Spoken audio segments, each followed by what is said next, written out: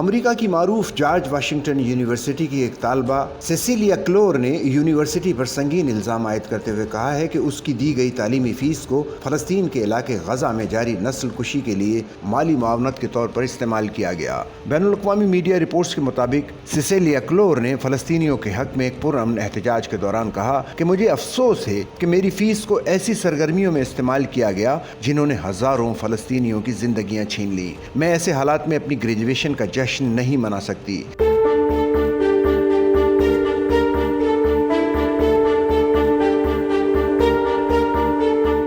طالبہ نے الزام عائد کیا کہ یونیورسٹی انتظامیہ طلبہ کے احتساب کے مطالبات کو مسلسل نظر انداز کر رہی ہے۔ طالبہ کا کہنا تھا کہ اس دوران کتنے ہی فلسطینی طلبہ کو تعلیم سے روک دیا گیا۔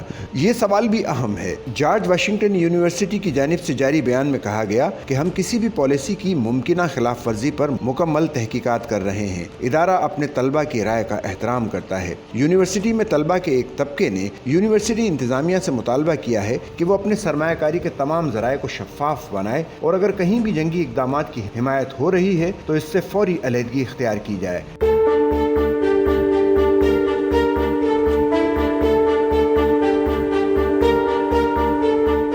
یہ واقعہ ایسے وقت پر سامنے آیا ہے جب اقوام متحدہ، انسانی حقوق کے ادارے اور متعدد امریکی ماہرین معاشیات بھی غزہ میں اسرائیلی کارروائیوں کو نسل کشی قرار دے چکے ہیں اور یہ موقف رکھتے ہیں کہ امریکی مالی و عسکری مدد کے بغیر یہ ممکن نہ تھی۔